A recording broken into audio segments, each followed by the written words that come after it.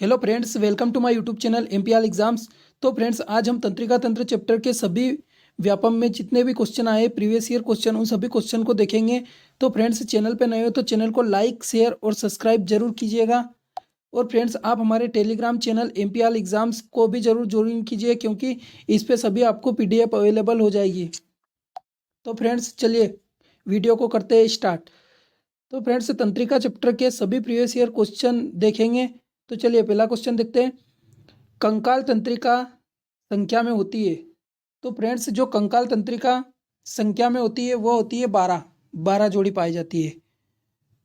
और कंकाल तंत्रिका किसका हिस्सा होता है? तो ये मस्तिष्क और मेरुरज्जु से निकलने वाली तंत्रिकाओं से मिलकर बना होता है, जिसे परिधीय तंत्रिका तंत्र कहते हैं।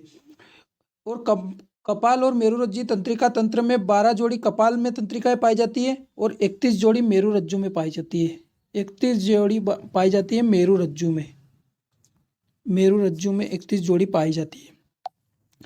सेरेबेलम किसका भाग है? मध्य मस्तिष्क, अग्र मस्तिष्क, पश्च मस्तिष्क, परिधीय तंत्रिका तंत्र। तो जो सेरेबेलम है ये पश्चिम मस्तिष्क का भाग है। सेरेबेलम पश्चिम मस्तिष्क का भाग है जो शरीर संतुलन को नियंत्रित करता है। मस्तिष्क का जो अग्र मस्तिष्क का भाग होता है उसे सेरिब्रम कहते हैं। जो ये अग्र मस्तिष्क का भाग होता है इसे हम सेरिब्रम कहते हैं। सेरिब्रम और सेरिबेलम में बहुत फर्क है। सेरिबेलम पश्चिम मस्तिष्क का भाग है और सेरिब्रम है ये अग्र मस्तिष्क का भाग है। और ये ऐच्छिक क्रिया क्षमता, निर्णय आदि का निर्धारण करता है, आदि का नियंत्रण करता है। इसके बाद मेरुरज्जु भाग है स्वायत्त तंत्रिका तंत्र का, ऐच्छिक परिधीय तंत्रिका तंत्र का, अनैच्छिक तंत्रिका तंत्र का या केंद्रीय तंत्रिका तंत्र का। तो जो मेरुरज्जु होता है यह केंद्रीय तंत्रिका तंत्र का भाग होता है। प्रकाश संवेदी अंग स्थित होते हैं नेत्र में, मुख में, कर्ण में, मस्तिष्क में। तो जो प्रकाश संवेदी अंग स्थित होते हैं ये स्थित होते हैं नेत्र में। मानव में मेरु तंत्रिका की संख्या होती है। तो मैंने पिछले वाले क्वेश्चन में ही बताया था कि मानव में मेरु तंत्रिका की संख्या होती है 31 जोड़ी और कपालीय तंत्रिकाओं की संख्या होती है 12 जोड़ी। आकस्मिक घटना के हार्मोन है थायरॉक्सिन, वृद्धि हार्मोन, एड्रिनलिन और इंसुलिन। तो जो आकस्मिक घटना के हार्मोन है वह है एड्रिनलिन। एड्रिनलिन हार्मोन को आकस्मिक हार्मोन कहते हैं। और मनुष्य में संकट के समय लड़ने की क्षमता या भयभीत होने पर भागने की क्षमता इसी हार्मोन की वजह से आती है। और इसी हार्मोन को संकटकालीन हार्मोन या आकस्मिक हार्मोन भी कहा जाता है। तंत्रिका तंत्र संरचनात्मक एवं कार्यात्मक इकाई है नेफ्रॉन की, न्यूरॉन की, डेंटाइट की और कोशिका काय की। तो तंत्रिका तंत्र की कार्यात्मक एवं संरचनात्मक इकाई कहलाती है न्यूरॉन। इसका आंसर आएगा न्यूरॉन। और जो वक्र की संरचनात्मक एवं कार्यात्मक इकाई क्या कहलाती है? नेफ्रॉन। वक्र की संरचनात्मक एवं कार्यात्मक इकाई नेफ्रॉन कहलाती है और तंत्रिका तंत्र की संरचनात्मक एवं कार्यात्मक इकाई कहलाती है न्यूरॉन। तंत्रिका कोशिका की कोशिका काई में केंद्रक तथा कोशिका द्रव्य उपस्थित होता है। इसे कहते हैं साइटोन, द्रुमाक्ष, तंत्रिकाक्ष या इनमें से कोई नहीं। तो इसे कहते हैं हम द्रुमाक्ष।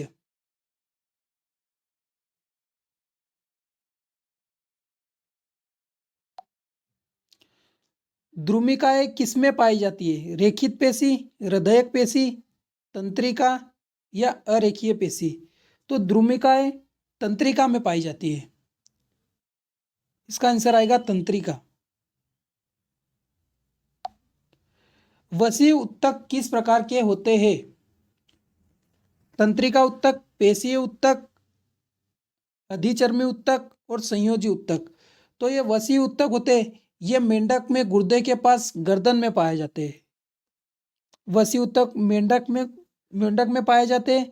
और जो संयोजी उत्तक होते हैं वह उत्तक जो शरीर के सभी अंगों एवं उत्तकों को जोड़ने का काम करता है उसे संयोजी उत्तक कहते हैं।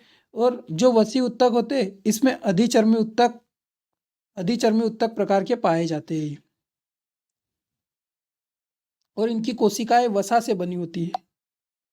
एक विद्यार्थी तंत्रिका कोशिका की स्लाइड का अवलोकन करता है एवं कोशिका शाखाओं को नामांकित करता है। तंत्रिकाएं, द्रुमाक्ष कोशिकाएं या तंत्रिकाक्ष शिरा। तो तंत्रिका कोशिका में दो प्रकार की कोशिका शाखाएं होती है। एक शाखा में जो 1 मीटर की लंबी होती है उसे हम कहते हैं तंत्रिका, एवं जो अन्य शाखा जो छोटी छोटी होती है उन्हें हम द्रुमाक्ष कहते हैं। तो इसका आंसर आएगा द्रुमाक्ष। स्नेप्स है तंत्रिकाक्ष तथा द्रुमिका के बीच का स्थान, गुणसूत्र का युग्म, मज्जा रहित तंत्रिका तंतु या उपयुक्त में से कोई नहीं। तो जो स्नेप्स है यह जब दो तंत्रिका कोशिकाएं आपस में जुड़ती है, जब दो तंत्रिका कोशिकाएं आपस में जुड़ती है तो इनके बीच के संबंध को हम सिनेप्स कहते हैं, इसे ही हम सिनेप्स कहते हैं। और यह संबंध एक तंत्रिका कोशिका के तंत्रिकाक्ष और दूसरी तंत्रिका कोशिका के द्रुमिका के मध्य बनता है। तो इसका आंसर आएगा तंत्रिकाक्ष तथा द्रुमिका के बीच बनने वाला संबंध या दो कोशिका को जोड़ने में जो मध्य संबंध बनता है उसे ही हम सिनेप्स कहते हैं। रुधिर रहित मस्तिष्क शल्यकारी की चिकित्सा के लिए हम का प्रयोग करेंगे। अल्ट्रासोनोग्राफी, इकोकार्डियोग्राफी, सर्जिकल चिकित्सीय। तो रुधिर रहित मस्तिष्क शल्यकारी की चिकित्सा के लिए हम अल्ट्रासोनोग्राफी का यूज करेंगे और इसमें तरंगों द्वारा मस्तिष्क में कैंसर की कोशिकाओं को नष्ट करने के लिए भी इसका यूज किया जा सकता है। निम्नलिखित में से विषम का चुनाव कीजिए। कोशिका शरीर, एक्जान, स्ट्रिएशन या द्रुमाक्ष। तो जो स्ट्रिएशन है यह तंत्रिका तंत्र का भाग ही नहीं है। कोशिका शरीर, एक्जान या द्रुमाक्ष ये तीनों तंत्रिका तंत्र के हिस्से हैं, लेकिन जो ये स्ट्रिएशन है यह तंत्रिका तंत्र का भाग नहीं है। निम्नलिखित में से क्या मस्तिष्क का अंश नहीं है? अनुमस्तिष्क मस्तिष्क में होता है, मस्तिष्क का आवरण मस्तिष्क का आवरण भी होता है, इसके बाद मज्जा अंतस्था ये भी होता है, लेकिन जो कर्णपाली है भाई ये कान का है, कान का एक भाग है, तो ये मस्तिष्क का अंश हो नहीं सकता, इसलिए इसका आंसर कर्णपाली आएगा। पुरुषों में मस्तिष्क का अधिक विकसित भाग है अनुमस्तिष्क, घ्राणपाली, मध्यांश या प्रमस्तिष्क। तो भाई इसका आंसर आएगा प्रमस्तिष्क। पुरुषों में मस्तिष्क के अधिक विकसित भाग प्रमस्तिष्क होता है और यह बुद्धि, विचार, स्मृति एवं इच्छा शक्ति का केंद्र होता है। अनुमस्तिष्क का कार्य क्या है? पेशीय सहसमन्वय, स्मृति, गंध का संवेदन या वाक। तो अनुमस्तिष्क का कार्य है पेशीय सहसमन्वय।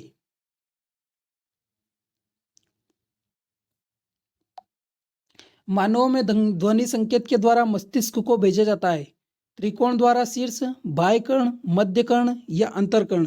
तो मानव में ध्वनि संकेत अंतरकर्ण के द्वारा मस्तिष्क तक भेजा जाता है और इसे ये एक शंख टाइप का होता है और इसमें एक द्रव भरा होता है। यह आवाज की कंपनों में तंत्रिकाओं के संकेत में बदल देती है। दो तंत्रिकाओं के बीच की संधि क्या कहलाती है? अक्षतंतु, तंत्रिका के सिरे, अंतर्ग्रथन या द्रुमवर्ध। तो अंतर्ग्रथन या इसे ही हम क्या कहते हैं? पिछले वाले क्वेश्चन में देखा था हमने सिनेप्स। तो दो तंत्रिकाओं के बीच की संधि कहलाती है अंतर्ग्रथन या सिनेप्स।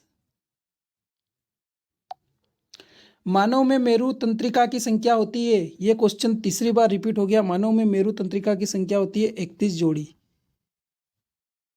और कपालीय तंत्रिकाओं की संख्या होती है 12 जोड़ी। यह क्वेश्चन भी बार बार पूछा जाता है। तंत्रिका कोशिका के समांतर गुजरने वाले विद्युत संदेशों का लघु प्रस्फोट कहलाता है आवेग, प्रेरण, तरंगे या आघात। तो इसका जो आंसर आएगा वो आवेग आएगा, आवेग कहलाता है। तंत्रिका कोशिका में यह उपस्थित नहीं होता है। डेंड्राइट, कंडरा और अक्षतंतु या तंत्रिका फलागम। तो जो तंत्रिका कोशिका होता है इसमें कंडरा उपस्थित नहीं होता है, इसका आंसर आएगा कंडरा। आवेगों को तंत्रिका कोशिका में कोशिका पिंड की ओर लाते हैं पार्श्व तंतु, पेशी, तंत्रिका तंत्र या तंत्रिकाक्ष। तो पार्श्व तंतु, इसका आंसर आएगा पार्श्व तंतु। तंत्रिका कोशिका या न्यूरॉन निम्न की कोशिकाएं होती है। तंत्रिका, कंठ, यकृत या वक्र। तो भाई ये तो बिल्कुल सिंपल क्वेश्चन है। तंत्रिका कोशिकाएं निम्न की कोशिका होती है तंत्रिका की। हमारी चेतना खत्म हो जाएगी जब मस्तिष्क को कितने समय तक रक्त न मिले? 5 सेकेंड, 15 से 20 सेकेंड, 15 से 20 मिनट, 5 मिनट, 0.2 सेकेंड। तो भाई जब हमारे शरीर में मस्तिष्क में चेतना अगर रक्त अगर 5 सेकेंड भी नहीं मिले तो हमारी जो सोचने की क्षमता है वह खत्म हो जाएगी। भूख, जल संतुलन तथा शरीर के तापमान को नियंत्रित करने वाला अंग कौन सा है? थैलेमस, पोन्स, मेडुला ऑब्लांगोटा या हाइपोथैलेमस। तो भूख, जल संतुलन आदि का जो सब नियंत्रण करता है वह करता है हाइपोथैलेमस। हाइपोथैलेमस ही कार्य भूख, जल एवं संतुलन को नियंत्रण करने का काम होता है। पूर्ववर्ती मस्तिष्क की मज्जा नियंत्रित करती है हृदय गति की दर, विचारधारा, दृष्टि या संतुलन। तो पूर्ववर्ती मस्तिष्क की मज्जा हृदय की गति की दर को नियंत्रित करती है। सहानुभूतिक तंत्रिका तंत्र में उत्तेजना के कारण लार स्त्राव में कमी, ये सभी, आंसू स्त्राव में वृद्धि, स्वेद स्त्राव में वृद्धि।